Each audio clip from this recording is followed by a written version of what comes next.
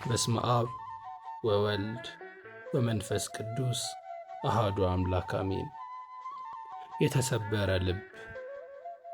መስታወት ሲሰበር አንዱ ሰው ሁለት ሆኖ መታየት ይጀምራል።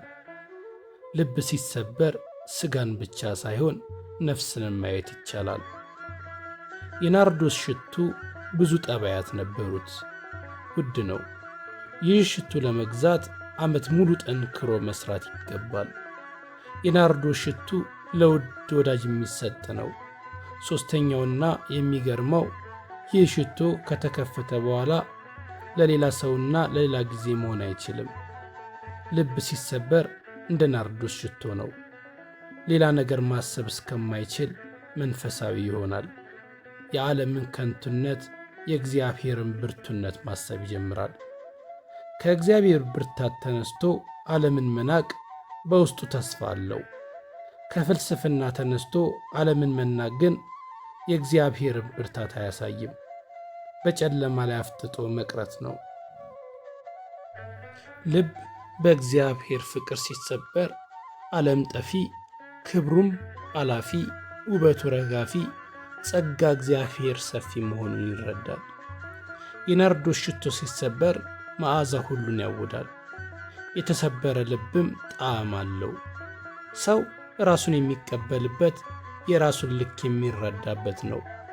ከአዋኪው ዓለም የሚወጣበት፣ ሰላማዊነትን የሚላበስበት፣ ትሕትናን ጌጥ የሚያደርግበት ነው። የተሰበረ ልብ ውበትን ያላብሳል። የሰውን ልጅ ከመልአካዊ መልክ ወደ አራዊታዊ መልክ የሚለውጠው ትዕቢት፣ ጭካኔ፣ ፍቅረ ነዋይ ነው። የተሰበረ ልብ መንቀዥቀዥን፣ ስግብግብነትን፣ ስስትን ይጸየፋል። ብዙ መጸለይ፣ ስለ እግዚአብሔር ማውራት፣ የዓለምን ሴራ መናቅ ያገኛል። የተሰበረ ልብ የሌሎችን ሕመምና ስቃይ መካፈል ይችላል። የሚያስደስተውም ወደ ተጎዱት ዘንድ መሄድ ነው። ከጉልበተኞች በገንዘባቸው ከሚያስቡ ግብዞች ይርቃል።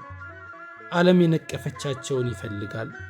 የተሰበረ ልብ እንደ ነገሌ ያገኛለሁ ሳይሆን እንደ ታመሙት ልታመም፣ እንደ ታሰሩት ልታሰር እችላለሁ ብሎ ቀን ለጎደለባቸው አገልጋይ ይሆናል።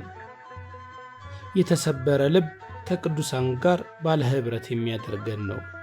ክርስቶስን የመምሰል ሕይወት ነው። በዚህ ሸምበቆ ማንነት መኩራትን፣ በዚህ የጠዋት ጤዛ በሆነ ዓለም መተማመንን ያቆማል። እግዚአብሔርና ቃሉ ዘላለማዊ መሆናቸውን ያምናል። የተሰበረ ልብ በተለያዩ መንገድ ገንዘብ ይሆንልናል። ዕለተ ዓርብን በዓመት አንድ ጊዜ ሳይሆን በየቀኑ መኖር ይገባል። የስቅለት ቀን መታሰቢያ ናት። ክርስቲያን ግን ከቀራንዮ ፍቅር ጋር ስቁል ሆኖ የሚኖር ነው። የእግዚአብሔር ፍቅር የመስቀሉ ዋጋ ሲገባን የተሰበረ ልብ ይኖረናል። ክርስትናን ሆያ ሆዬ ያደረጉ ወገኖች ስለ ትንሣኤ እንጂ ስለ ሞቱ ማሰብ አይፈልጉም። ሞት በሌለበት ትንሣኤ የለም። መዳናቸውን ቀምተው መሮጥ የሚፈልጉ እንዴት እንደዳኑ፣ ለምን እንደዳኑ መስማት አይፈልጉም። ብዙዎች ጥቅማቸውን ይከተላሉ። ጸጋው ግን የሚገኘው ባለጸጋውን በመያዝ ነው። ክርስቶስን ሳይሆን ደስታቸውን የሚያመልኩ ይዘላሉ፣ ይጨፍራሉ እንጂ ተመስጦ የእንባ ሕይወት የላቸውም። መዝሙርን የዘፈን ልዋጭ ያደረጉት ብዙዎች ናቸው።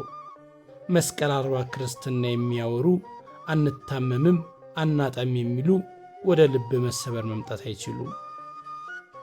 የእግዚአብሔር ውለታው ሲበዛብን ምን ወየለት ነው ይህን ሁሉ ያደረገልኝ ስንል፣ ጸሎታችንን ሲመልስ፣ ስዕለታችን ሲደርስ የልብ መሰበር ቅዱስ ትሕትና ይገዛናል። በታላቅነቱ ፊት ስንቆም ራሳችን ያንስብናል፣ ግን የበታችነት ስሜት አይሰማንም። ሰማይ የከበበን ሆኖ ይሰማናል። የንስሐ መንፈስ ሲቆጣጠረን እንጸጸታለን። ለኃጢአት ያዋልኩትን ጉልበት፣ ጊዜና ገንዘብ ለእግዚአብሔር ልስጥ ስንል የንስሐ ፍሬን እናፈራለን። ቅዱስ ፍርሃትም ይቆጣጠረናል። የታመሙ፣ የታሰሩ፣ የተቸገሩ ሰዎችን ስንጎበኝ የተሰበረ ልብ እናገኛለን። ራሳችንን በቅጡ እናየዋለን። ሰው ደካማ በመሆኑ ሲያዝ ጭብጥ እንደማይሞላ እንማራለን። ነግበኔ ብለን እንጠነቀቃለን። 6ቱ ቃላተ ወንጌል ማለትም ብራብ አብልታችሁኛል፣ ብታመም ጠይቃችሁኛል የሚሉትን በየዕለቱ መፈጸም የተሰበረ ልብን ያስገኛል። ሰዎች በጉዳት በሐዘን ተስፋ በመቁረጥ ልባቸው ሊሰበር ይችላል። እየተማርን ያለነው የልብ መሰበር ግን የራስን የዓለምን የሰማይን እውነት በመረዳት የሚገኝ ነው። ጉዳታችን ከክርስቶስ የመስቀል ውሎ አይበልጥም። ተስፋ ትንሣኤን ስለምናምን ስለ ሞቱት እያዘንን አንኖርም። ቅዱስ ዳዊት ንስሐ በገባ ጊዜ ይህን የተሰበረ ልብ አገኘ። ጾምም የተሰበረ ልብ መገኛ ነው። የተሰበረ ልብ ሲኖረን በጣም ማማር እንጀምራለን። ሰዎች ከእኛ ጋር ሲያወሩ ይረጋጋሉ። ቤታችን ሰላማዊ ይሆናል። ባለንበት ስፍራ ሁሉ የእግዚአብሔር መገኘት አካባቢውን ያውደዋል። ሰዎች አይተው ይናውቁናል። ፍቅራችን ሁሉ ለሁሉ ይሆናል። የጭንቀት ጉልበት ይሰበራል። የመጣውን ለመቀበል ጨካኝ እንሆናለን። ሞትን በደስታ እንጋፈጣለን። የተሰበረ ልብ የሚያስፈልገን እግዚአብሔር ከትዕቢት ጋር ኅብረት ስለሌለው ነው። ጥበብ ጸንታ ትፈልጋለች። የተሰበረ ልብ ውስጣችንን ለማየት ያግዛል። ለብዙዎች አርአያ ለመሆን የመስቀል መንገድ መምረጥ ይገባል። በልጅነት ዕውቀታችን እንኳን ከተቀማጠሉት ይልቅ የተጎዱት አገልጋዮች ይማርኩን ነበር። መስቀል ውበት ነው። የአገልግሎት መዳረሻው ሀብታም ማግባት፣ አሜሪካ መሄድ፣ ሀብት መያዝ አይደለም። ሰማዕታት ዕድሜያቸው አጭር፣ ሥራቸው ረጅም ነው። ቂርቆስ፣ ጊዮርጊስ፣ እስጢፋኖስ ዕድሜያቸው አጭር ነው። እውነት መናገር ዕድሜ ያሳጥራል። ዕድሜያችን የረዘመው ስለምንዋሽ ነው። የተሰበረ ልብ ለእውነት ይጨክናል። እግዚአብሔር ከክብርና ከወርቅ እስከ ስጦታችን በላይ የተሰበረ ልብ ደስ ያሰኘዋል። የእግዚአብሔር መሥዋዕት የተሰበረ መንፈስ ነው። የተሰበረውንና የተዋረደውን ልብ እግዚአብሔር አይንቅም ተብሏል። መዝሙር 50 እግዚአብሔር አምላክ የተሰበረ ልብ ይስጠን። ምስጋና ይሁን ለአብ፣ ምስጋና ይሁን ለወልድ፣ ምስጋና ይሁን ለመንፈስ ቅዱስ አንድ አምላክ ሥላሴ አሜን።